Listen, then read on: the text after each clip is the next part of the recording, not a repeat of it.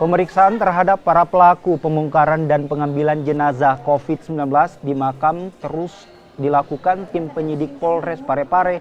Selain melakukan pemeriksaan, polisi juga akan melakukan tes usap bagi para pelaku sebagai langkah pencegahan penyebaran COVID-19. Pasalnya, mereka sempat kontak dengan jenazah COVID-19. Sementara karena mereka ini juga terlibat dalam pembongkaran jasad korban COVID, tentunya akan diambil langkah pemeriksaan kesehatan mereka juga.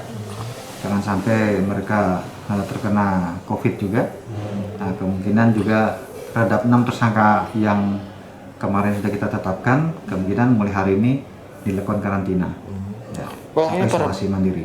Para pelaku semua satu keluarga semua dengan ini yang jenazah yang diambil satu keluarga juga atau bagaimana? Iya, yang 4 awal ini kaitannya keluarga, ya. Yang 4 awal, kemudian yang 3 hari ini yang rencananya kita akan ambil juga di Pinrang itu pun kemungkinan masih ada hubungan keluarga.